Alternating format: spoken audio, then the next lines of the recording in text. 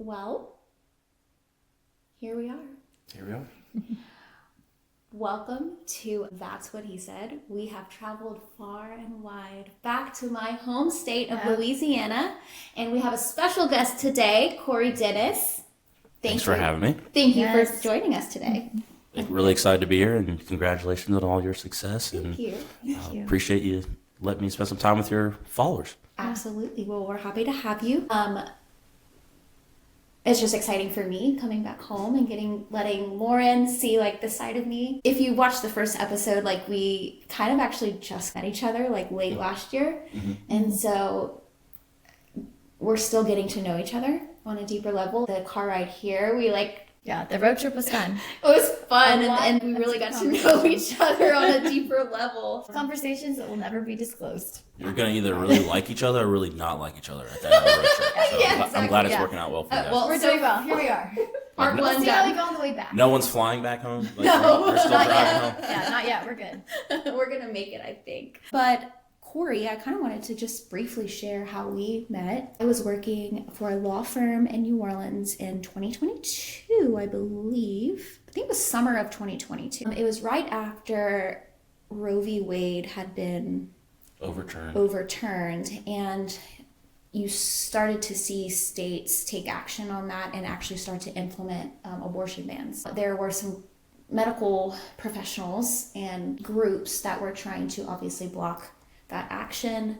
So they sued the state of Louisiana, and then also at the time, Attorney General Jeff Landry, who is now the governor of Louisiana. So we kind of met through that process. I was the paralegal on the case, and we started out in the Civil District Court of Orleans Parish, and then it got appealed, and so we did a lot of travel up here to Baton Rouge. And so for I guess it was 2 or 3 hearings, we got to like kind of be around each other in the same circles, and you were very gracious to introduce me to some really great people, the young Republicans of the greater New Orleans area. That was a fun little time that I had there, the time that I did get to spend with them. And I just thought you'd be a great person to have on. Oh, thank you. That was an interesting time because Louisiana had trigger laws in place that if Roe were to ever get overturned, then essentially there'd be no more abortions in Louisiana. So as soon as Roe got overturned, all these groups wanted to sue our trigger laws because they never thought that it would actually happen. Right. And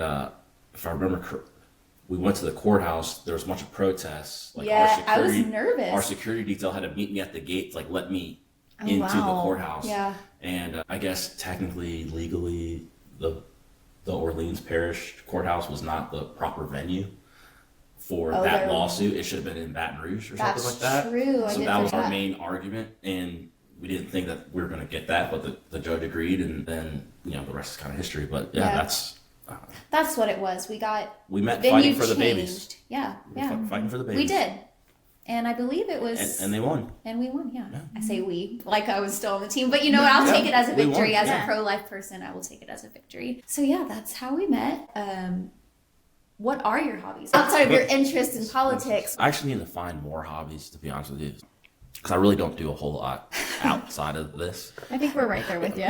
But I mean, it's not really a hobby, but I enjoy just hanging out with my friends, going to just spending quality time. Some really close friends of mine just had a baby boy. Shout out Adler, and he so I love hanging out with them. Love that. Some other good friends of mine, they have a 2-year-old, and we'll go eat crawfish or hang out, and Max and Anna and them. And that's not really a hobby, but that's what I like to do when I'm not working. Thank you for that. Our chairman, he loves to fish offshore and stuff, so he took me on my first offshore fishing trip last year, and we went twice, and he's jonesing for some more. So I got friends that are teaching me the hunting stuff, and so just down to learn new things. You are becoming a Southern boy. Oh yeah, Through and through. I got the cowboy boots. I noticed your shoes. I was like, look at Cory. Even I have to say, even your accent. Thank you. I would have never guessed that you come from Maryland. I would think that you're a homegrown boy here in Baton Rouge. Thank you. Every now and then, I'll say something. Someone's like, "That sounds really Cajun." I'm like, You're like. Finally, one of you. Yeah. You're finally accepted into the Cajun family. That's really funny. That's why honestly, on another tangent, that's why I love Louisiana is everything in a good way. Like everything's a party almost. Hey, let's make a gumbo. Like, you're just here to say hi. Like, we're cooking the whole dinner now. Yeah. People are very welcoming. You know, when I first moved down here with a couple hurricanes and stuff, people that just kind of knew me from work would reach out like, hey man, you good? You need anything? For the holidays, everyone thinks that like I'm not going anywhere for the holidays. So they're like, hey man, you're not going to be alone for Christmas, right? Like, Everyone's making sure you're you're taken not care going to be of. alone for Christmas. You're going to come over. Like, Yeah. what do you do for Thanksgiving? Like, I typically go home for Christmas. But course. for Thanksgiving, people are like, hey, you know, if you want to be alone, you can. But if not, like, come hang out with us. We're doing this. We're doing that. And I like to think that would have happened back in Maryland. But That's Southern hospitality. Yeah, I was just definitely going to the Southern say, there's hospitality. something to Southern hospitality that is just unmatched, and I think that we're nice people. yeah, Oh, so absolutely. nice. And every time my mom comes down to visit and stuff, she like gets it. Yeah. Like, she's like, I get why Do you you think like she'll it ever here. come down here to be with you? I've tried. She just retired in January. Okay. And Congratulations. thank you. My stepdad's also retired. Nice. And the tax situation in Maryland is not great for retirees. So I think we can convince them to get out of Maryland. But I think possibility, yeah. Louisiana's a little too south for them. Well, my mom and her sisters and family are really close, and Okay. they do a lot of stuff together. Mom, stepdad got grandkids and stuff that they help out with. So, Okay. Understood. but yeah, but she can come down anytime she wants, and I go up there as often as she asks me to. So There you go. That's a good sign. that's our deal. Are you an only child? I have two older brothers, Two older brothers. Nice. so I'm the baby, aka the favorite. Oh, you know what? I love the wink to the camera. That's for little brothers. You're the opposite. I'm the oldest, so I'm the one that's like, Yeah, no, you better behave. I know I'm the favorite, and they know it too. I love that. I think my brother is he's the youngest Yep. baby. He's the only boy. So yeah, you guys have it easy. We suffered the getting in trouble, so you guys what's the saying? We ran so you could, or we Oh, you walk so we can run. Yes. Yeah, thank you, appreciate it. we did. You're welcome. I'll honor your sacrifice. Oldest sibling. It was a true sacrifice. Do we want to hop into faith? Yeah. Yeah. Okay. So if you want to just give us a brief overview of like your faith journey, testimony, however you want to do that, whatever Yeah, you feel absolutely. comfortable. Yeah, so I grew up in like a Christian household. You know, went to church every Sunday. We were Protestant. I think technically the first church we went to was a Presbyterian, but like later in high school and stuff, we were like Southern Baptist, non-denom type Okay. churches. Went to a private Christian school my whole career. My dad never graduated from high school. So no one in my family at the time had gone to college or anything like that. So for my parents, it was very important to have a Christian-based education was the goal for them. So elementary school, I went to a really good private school. They wanted me to go to a different Christian school, but it was obviously more expensive and all that. And my dad was on disability. So my dad didn't work, had a small stipend, and my mom was an executive assistant. She just retired. And so it's a big sacrifice for them to send me to this school. And the agreement was, it was kind of like, we can either pay for college or we can pay for the school. And the deal is we'll pay for this school for as long as we can afford it. Yeah. And that was the deal. And so I got to like 10th grade, it just got to be too much. And we were on financial aid and all that kind of stuff. And my parents wanted me to stay there, but we just couldn't afford it. But the goal had been met of the Christian Foundation. So like we trust that we can send you to public school Go out and into the world. and you'll be Okay, okay wow. for those. Like, and we didn't really have any other options. Sure. So the chaplain at our school, my dad was that parent that would meet with the other parents once a week and pray for the kids and stuff, and always attend chapel and all that kind of stuff. Good. That's very Yeah. nice. So he knew our chaplain pretty well, and the chaplain's like, well, Cory does not want to go there anymore. Like, what's the deal? He's like, no, it is the situation. And so he's like, well, don't make any decisions yet. And so my junior year, the chaplain found someone to help pay for my tuition for my junior year. And then the senior year rolls around, my dad's kind of freaking out because he's like, dang, I can't let him not graduate from this school. So I was playing basketball at the time, and the chaplain came to one of our games and looked at my dad and said, hey, don't worry, we got you for next year too. Oh So, my goodness. in those last 2 years, we were actually paying less per year than you would have. the other 5 or 6 years I was there. That's incredible. So that was a big God moment. I went to Naval County Prep School in Rhode Island. after high school, like I always believed in God. I never did not believe in God. I would always call myself a Christian, but like I just wasn't really practicing all that much, didn't really go to church.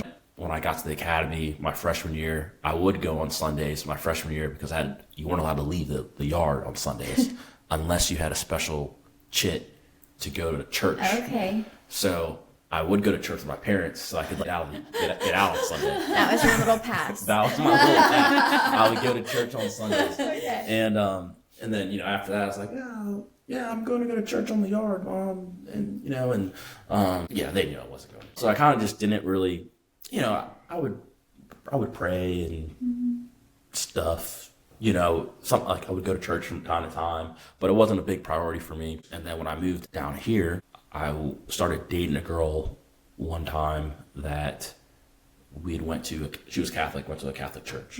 And we broke up not long after that. And I was about to turn 30 in a couple months. And I was starting to kind of, going through a breakup, you're reevaluating everything. Turning 30, you're reevaluating everything. 30 is a pivotal moment for a lot of people. I think all of us at this So I'm trying to figure out, all right, man, you'll be 30 in however long, like 6 months. What kind of man do you want to be? What kind of son? What kind of partner? What kind of potential father, brother do you want to be? And so I'd always been interested in the Catholic Church because I had friends back in Maryland that were Catholic. I played basketball. Some of the best basketball schools were the Catholic schools. So I was very familiar with them. But I didn't know a whole lot of people that were practicing Catholics. And then moving down here, it's everywhere. There's Catholics everywhere in Louisiana. I mean, it's like basically the main. We have parishes instead of counties, for crying out loud, So I've been around it, but not really. Didn't know a whole lot about it, and there's always some misconceptions about Catholicism that I actually never really believed because it just seemed a little too out there. I was like, that can't be true, but I never did the research. So I was like, all right, well, I need to figure out what I want to do with my life, and it seems like to me every time I try to do things my way, it doesn't go right. And there's always this knock in the back of your head, you can just come on home and, Man, that speaks so powerfully. So that's, and I'm just ignoring it. I'm going to try everything else except for that first. So I was interested in the Catholic Church and I went on Amazon and got a copy of the Catechism. So I was like, I'm just going to read the Catechism and I'll figure out all I need to know about Catholicism and then I can decide if I want to be Catholic or not. Don't do that. So I thought it was a book about Catholicism, and it technically is, but it's more like an encyclopedia. So it's something you reference when you have a question, not not knowing anything and then just going to read through it. So I just started. You needed the beginner's guide to Catholicism. Didn't have that. So I just started looking up the stuff I had questions on. Yeah. I was like, okay, all right. I was like, this is kind of cool. Yeah. Okay. All right. What I'm going to do is I'm going to go to RCIA, which is it's classes you take to become Catholic. Okay. I was like, I'm going to do it online. So that way I can do it online. No one's going to know I'm doing it. And if I decide not to do it, that's fine. Or if I fall off from it, no one's going to know. Google it. First thing that comes up, you cannot do RCIA online. You have to do it at a church. And I was like, it's all in or nothing. I was like, okay, God, cool. Touche. Yeah. So the only church I knew about was that one church. So I Googled the church. It's St. Aloysius in Baton Rouge. Okay, yep. And I reached out to if you're thinking about being Catholic, fill this out. And I was like, okay, great. I've seen these forms before. No one's going to reach out to me, and then that'll be it. And then I can just go about my life. The next day, our Christian was his name. He was like, hey, got your email. I got some books for you at the pastoral center. We have a Zoom call every, I think it was that night, that for people interested, more than happy to have you if you'd like, or you can wait till next week, whatever you want. I was like, I'll be on the Zoom call. They were on top of it. Hey, it's online. Yeah, I was like, I'm going to go pick up the books. I'll be on the Zoom call in a second. And so did the Zoom call and just kind of learned about the Catholic Church more and just really felt like it was the right decision for me. And I think I'm really blessed, and I understand. I don't know what it's like not to grow up in a Christian home or not to have some type of Christian understanding or faith background. Yeah. And so I know that I'm more willing to accept faith because of how I was raised, right? If I was raised in an atheist home, I'd probably be more. You have more questions. I have more questions and less receptive.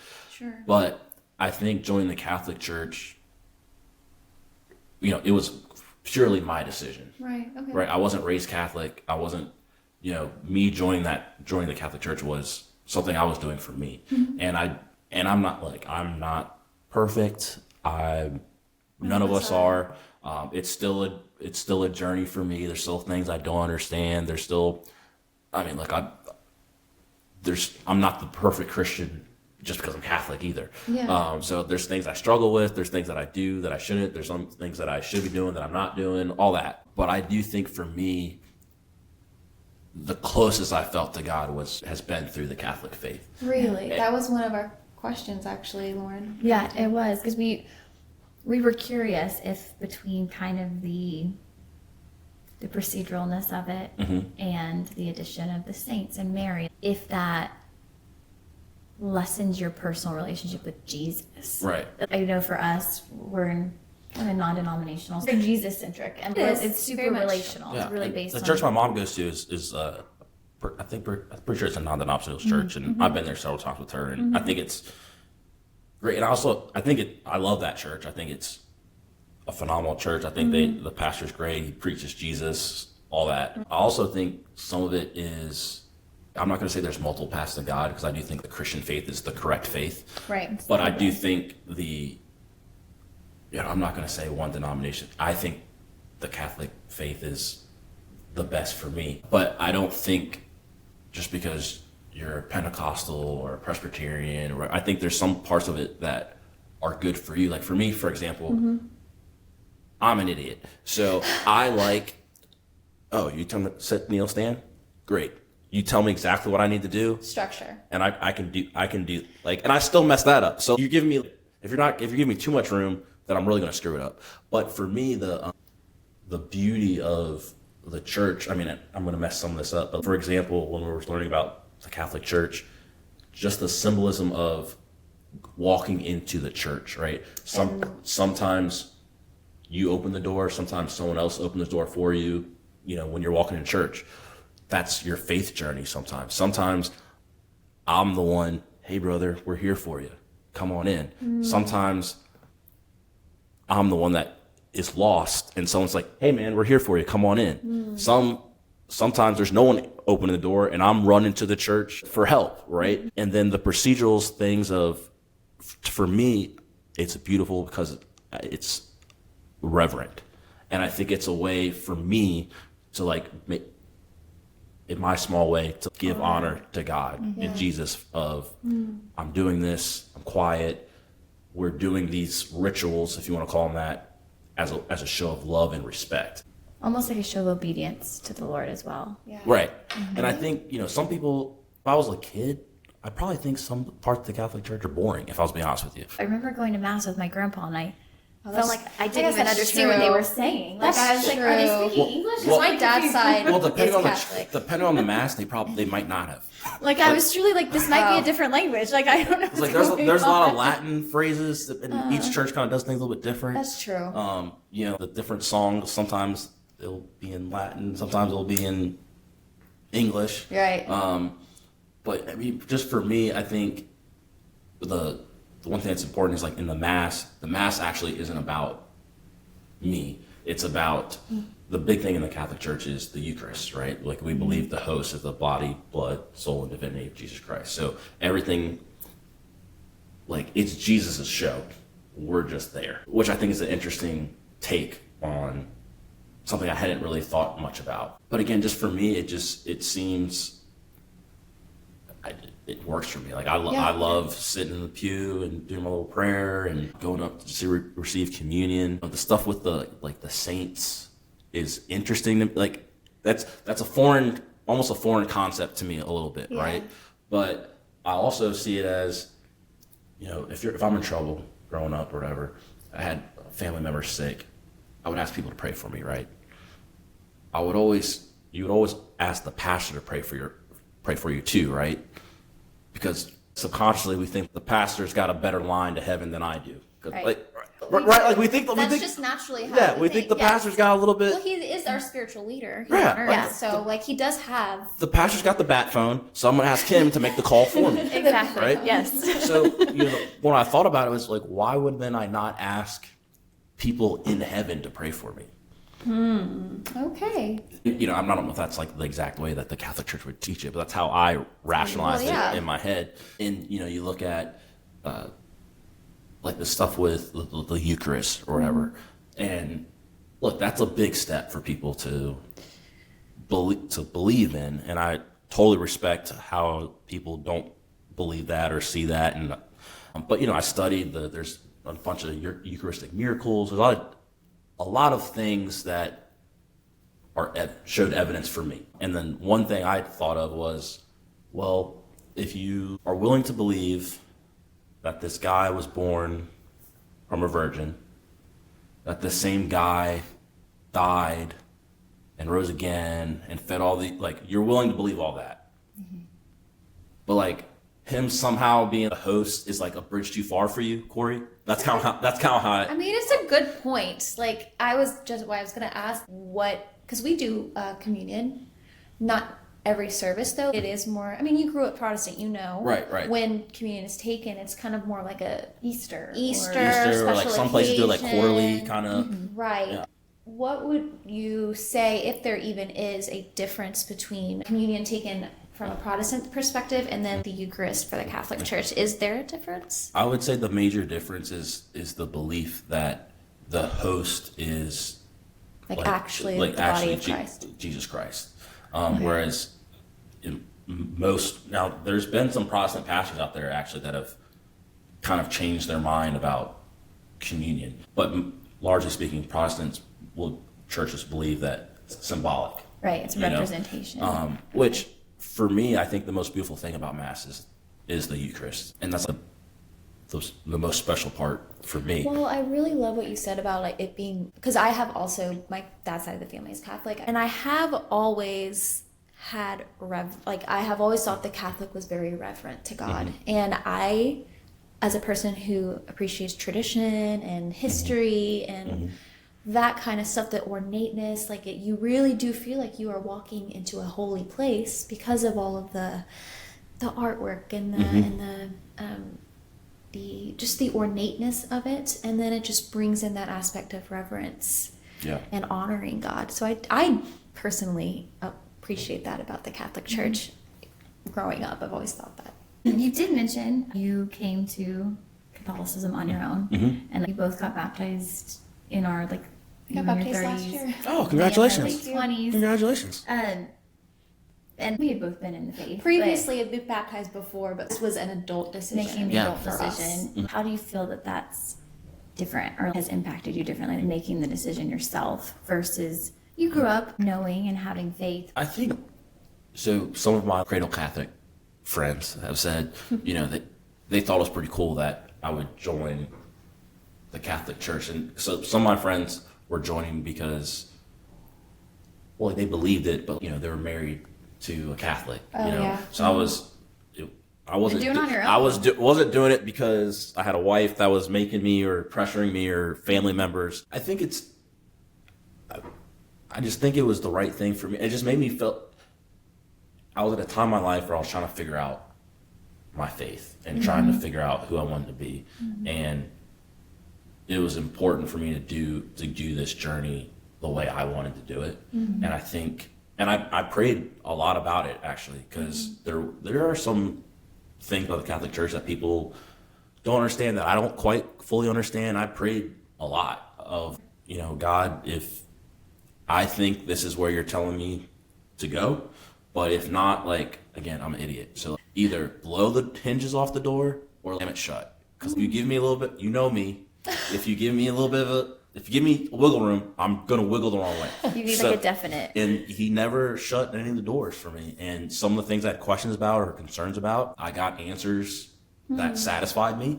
And I just never felt that God was shutting that door on me. And that was kind of just part of the thought process and the journey that just kind of made it seem like it was the right thing to do. Yeah, it was just easy. Wow.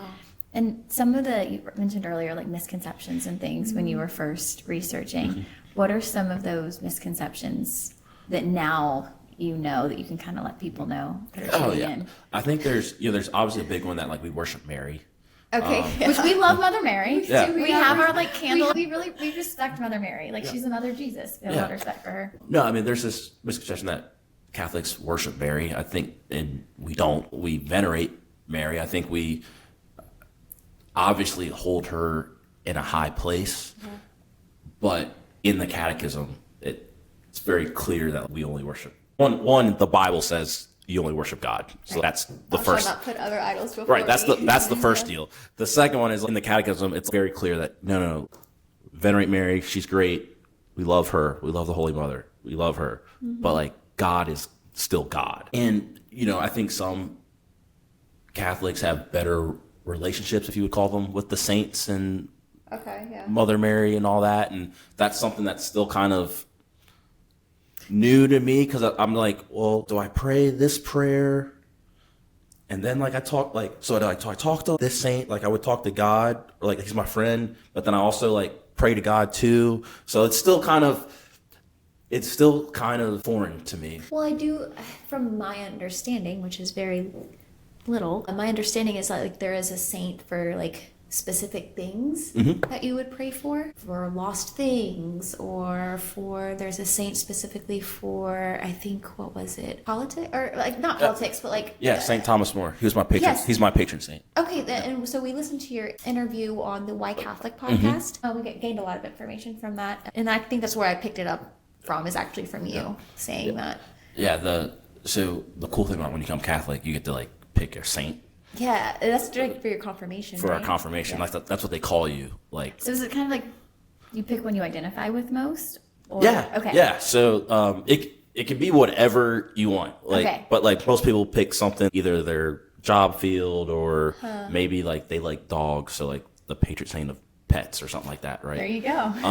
Both of us. But Saint Thomas More is the patron saint of like lawyers, politicians. And I was things going of to that say nature. who's one for lawyers. And Thomas what? Thomas More. Thomas More. He was the English. Yeah, he was like English parliamentary, like big wig or whatever, and then he basically told the king that he didn't support the king's divorce or something like that. So the king Henry VIII, when he was trying to separate himself from the Catholic Church. right. So the king locked him up and then executed him. And then his last thing he said is, "I'm the king's faithful servant, but the Lord's first."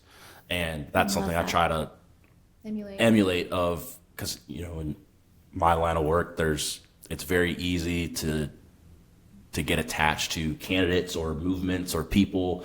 Or start idolizing them. in a way. Correct. Yeah. And just trying to remember that I can be loyal to my candidate, I can be loyal to an organization or a party, but at the end of the day, like my undying loyalty needs to be King of Kings. Yeah. Absolutely. Yeah. Wow, that's really Story. That's it. Yeah.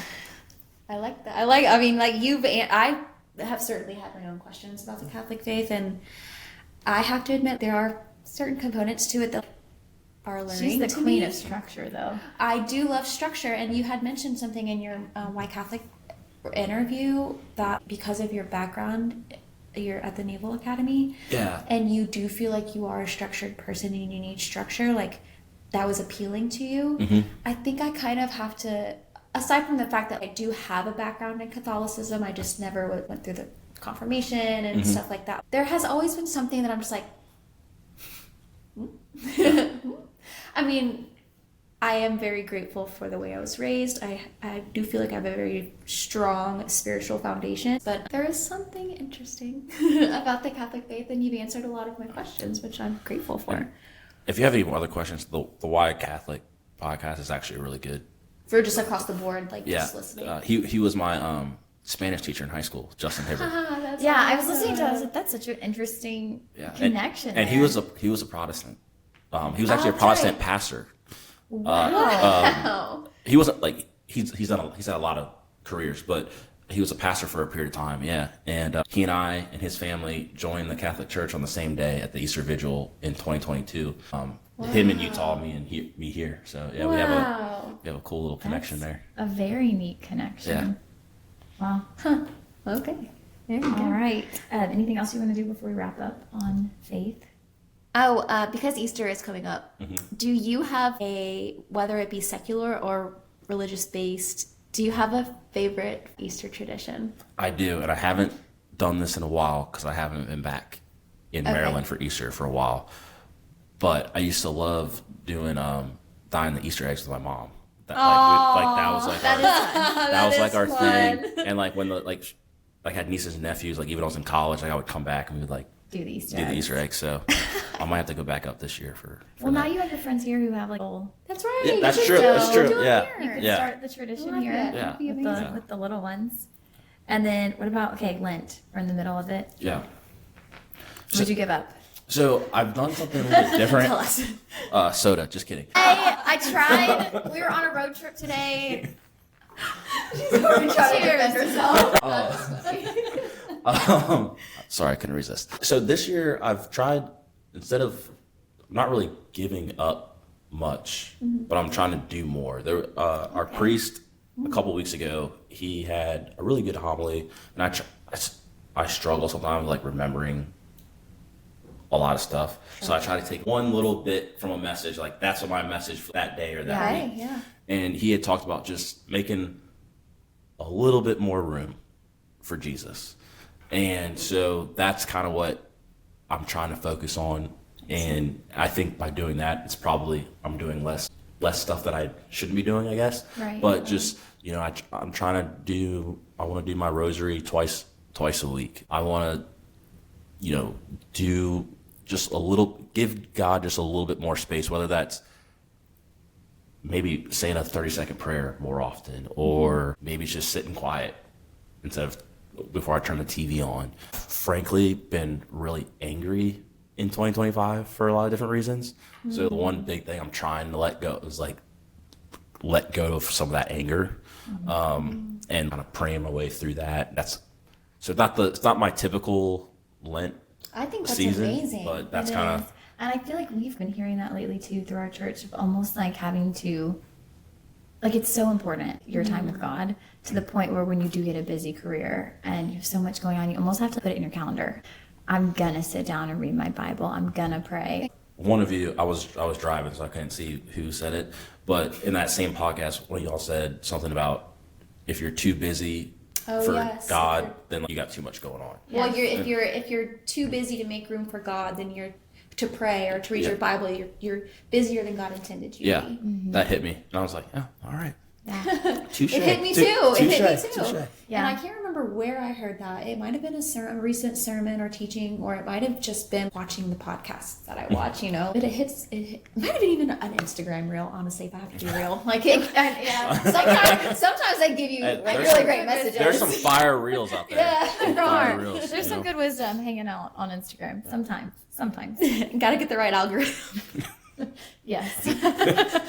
Okay, should we get into the fun part? Yeah, I mean, faith is really fun too. Yeah. It is. It's the most important thing. Yeah, and I really loved everything that you had to say. We It's been great. definitely geek out on the political stuff. It's cool to recap. Yeah. Yeah, Yeah, I'm sure. just to like walk through that journey with Gives you you a too. reminder of why you did it and Yeah, It's it's important to It's you. funny. So this was not at a Catholic church. This was at my friend Max Nana that go to this church out in Jennings, and their pastor's phenomenal. But we're talking about, just kind of walking through that journey, and the pastor was talking about how sometimes you feel like you're taking 3 steps forward and 5 steps back, and you're doing this, you're doing that, and then you're doing this, you're doing that, you're doing this, but you're beating yourself up because I'm taking 2 steps forward but 5 steps back. Right. So he's like visually doing this on the floor of the church. So he started here, and he's coming, and he's like, but yeah, you took the 2 steps forward and 5 steps back. But it's been a year, and look where you are. He's like, you're not where you want to be. But you You aren't where you used to be. you aren't where you used to be. You're further than you thought. Anyway, going through that kind of remind me of that. I'm not exactly where I want to be, and maybe probably never will, but I am further along than. by the grace of God. Yeah. Like a year's worth of being dedicated to God and His Word and continuously seeking Him. Yes, you're probably never going to be where you want to be. But that's why His grace is sufficient and it's enough. And we do move. Though it's slow, we do move.